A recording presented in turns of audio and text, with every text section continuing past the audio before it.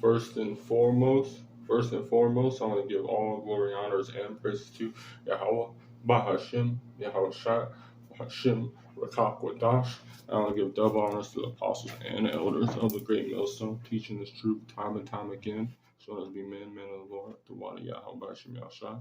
And I'm the brother Thahawam. Let's start off this lesson. Going to situations, things that I have been in, and even in my short time in the truth, and just going on how what separates the pride and trusting in the Lord is so this is starting off with a scripture. This is Proverbs chapter 20 verse 22. Say now thou, I will recompense evil, but wait, I say not thou, I will recompense evil, but wait on the Lord and he shall save you. So say not that you're gonna, like someone does you bad, even in this truth where you're supposed to suffer wrongfully. My brother might offend you, you might tell him, but oh man, I'm gonna have to give him back. Or someone does some like messed up stuff, a worldly person does a messed up thing to you in this world. Oh yeah, hell no. I can't let them win. You can't let them win. So that's the mindset these 2/3 have. They can't let no one win. They can't take no L's. You can't let the odds win. That's not the state of mind we gotta be in. He said, I say thou not, I will recompense, but wait upon the Lord. Wait upon the Lord, he shall save you. As many of scriptures that say, okay, another one, let's see, another one.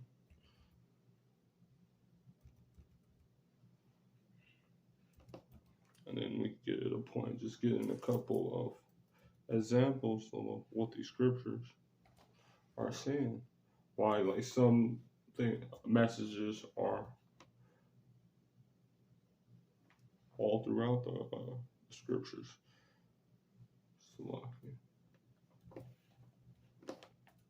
I don't know how to use computers properly. This is First Thessalonians chapter 5 verse 15. See thou none render evil for evil unto any man, but follow that which is good both among yourself and to all men. And this is the thing that the Lord was telling us to say. He told us to exhort brethren, warn them of the unruly, comfort feeble-minded, support the weak, be patient, and then see that none render evil for evil.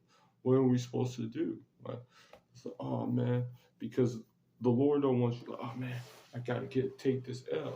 Because if He would, the Lord would put that spirit on you to protect yourself and make it. Because we're supposed to be blameless in this thing. Be as of Yahweh Shai. And what did Yahweh Shai do? This is what Yahweh Shai said.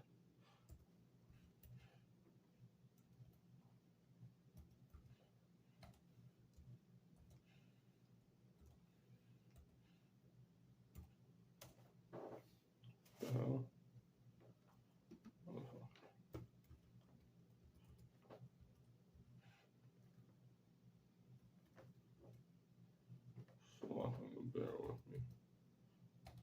Satan.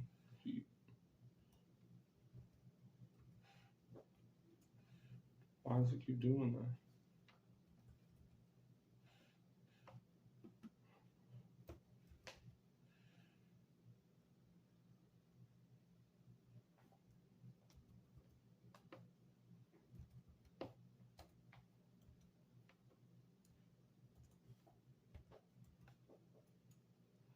Fucking computer. This is what Yahweh Shai said. This is Matthew chapter 5, verse 26. Some of the blue letters keep typing so slow. I'm not very good typing. This is Matthew chapter 5, verse 38. Ye have heard that it has been said, an eye for an eye, and a tooth for a tooth, which is in the law. It's just whatever someone did to you, you're supposed to do back to them. That's how the Lord wanted to light for them. Sorry, it's dark in here. But I say unto you that ye resist not evil, but whatsoever shall smite thee, thy right cheek, turn to him other also. And if any man will sue thee at law and take away thy coat, let him have the cloak also. And whosoever shall compel thee to go a mile, go with him twice, go with another. So the Lord said that we're supposed to be patient, be harmless as doves, but wise as serpents. We're supposed to, in situations when, like, brother, you're just supposed to not repay evil with evil. You're supposed to work it out. Elders were saying, have problem something problem resolution skills to resolve these problems by maybe because you don't know what that brother's going through, or you know there's people in the world, like situations, maybe you because a lot of times you end up doing something and you just don't know. So if you do, don't render it evil for evil, because basically the vengeance is not ours. Look at this, the vengeance belongs to someone else. It already is claimed. So the Lord, we're tools to the Lord to help bring forth a righteous kingdom through in the name of Yahushua coming in His story. So look at this is Romans chapter 12, verse 19. Dearly beloved, avenge not yourself, but rather give place unto wrath. For it is written, vengeance is mine, and I will repay, saith the Lord. Therefore, if thy enemy hunger, feed him. And if he thirst, give him drink. For in so doing thou shalt heap coals of fire upon his head. And talking to me first and foremost, because I have a pure hatred for certain people that have did me wrong, but I'm learning how to understand that the Lord is going to deal with him, not me, and praying upon him, casting my burdens upon him, but not overcome of evil, but overcome evil with good.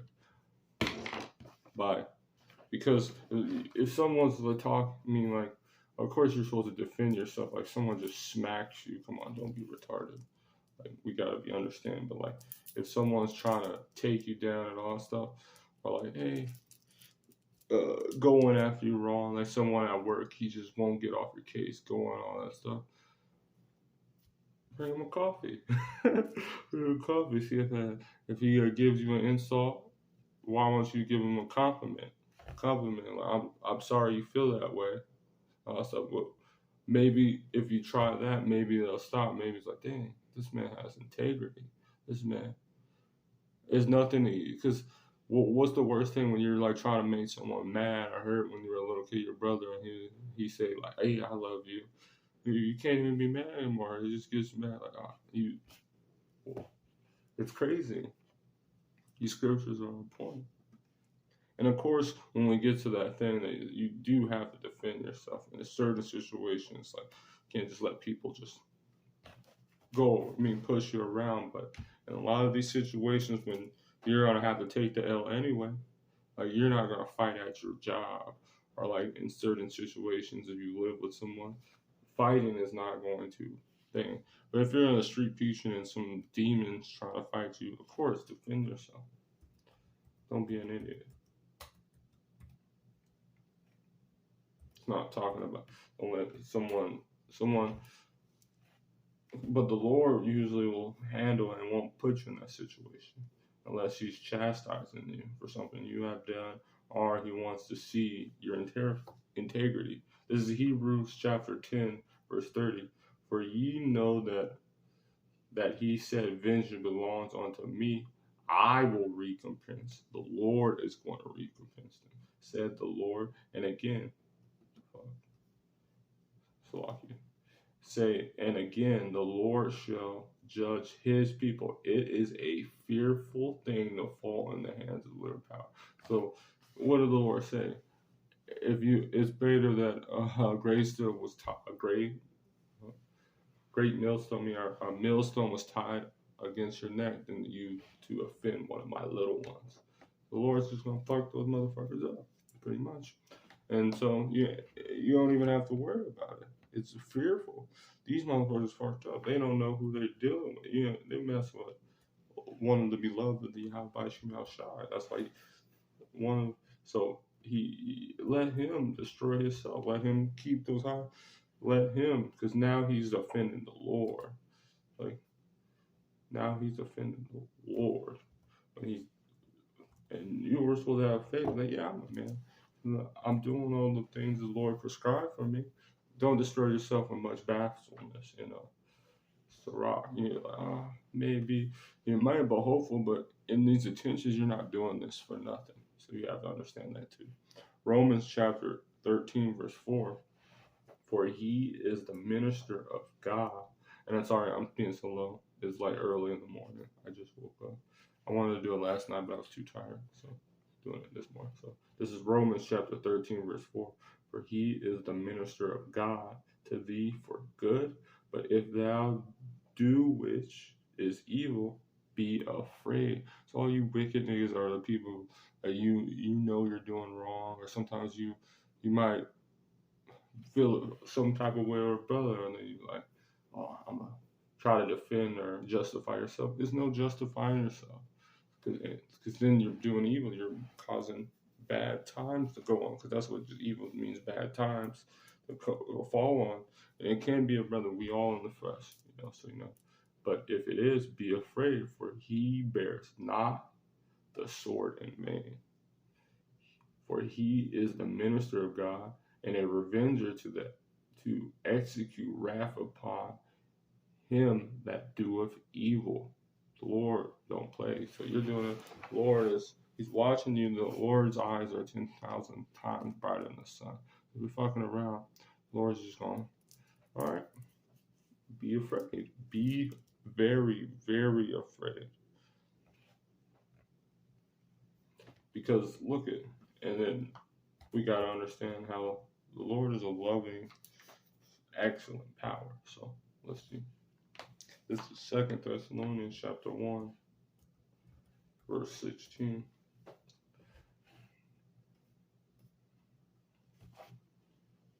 This is 6, Slovakia.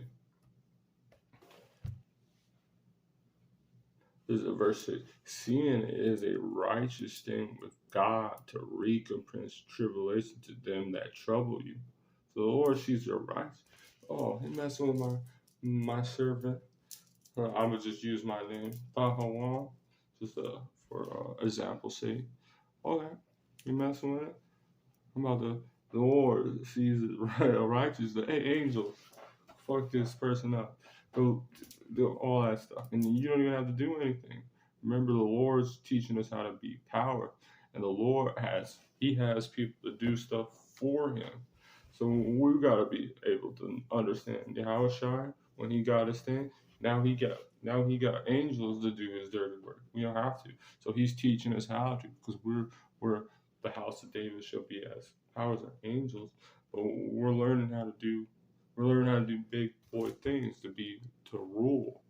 And the kingdom, we might fight when it's war, but usually they're on the throne and they order people around to do it.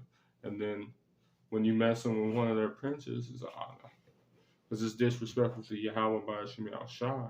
To Yahweh and Yahweh Shai, mess with the service. Say, do you know he's coming in my name? Oh, no, that's disrespectful to Yahweh. So he's like, all right, get him, angels. Get him. Get him. It's even in the law. You said it is an eye for an eye, but tooth for a tooth. But also, this is also in the law. Because if someone's continuously doing wrong to you, yeah, obviously, then that's when counsels and stuff do, and that can be repent. And that's also the Lord. But this is just like, when it comes to like quick and crazy situation. This is Leviticus chapter 19. Now,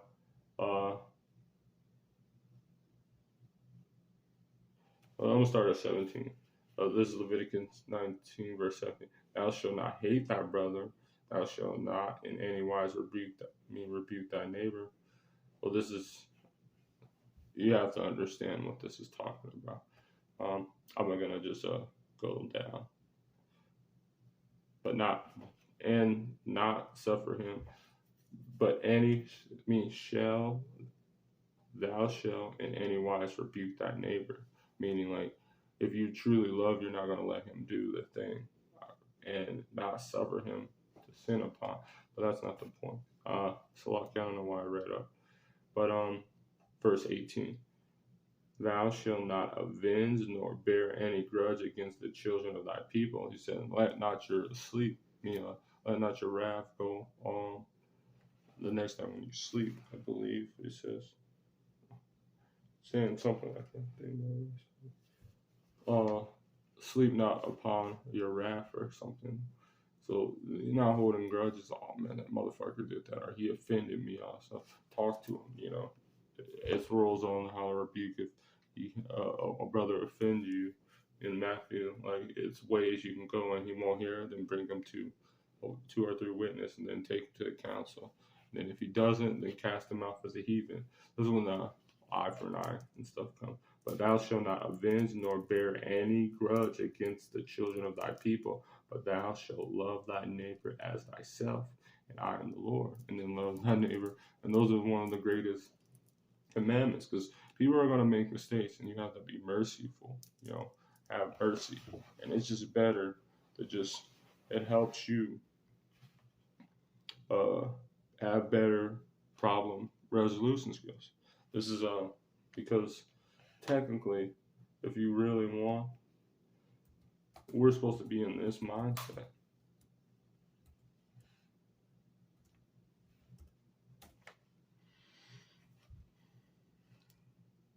I'm gonna get this first, actually, and then I get this. What mindset we're supposed to do. Bear with me.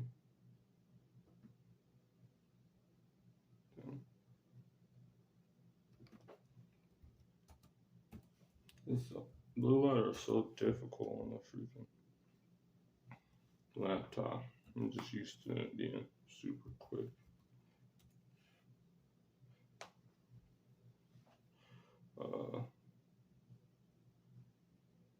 This is 1 Peter chapter 2, verse 19.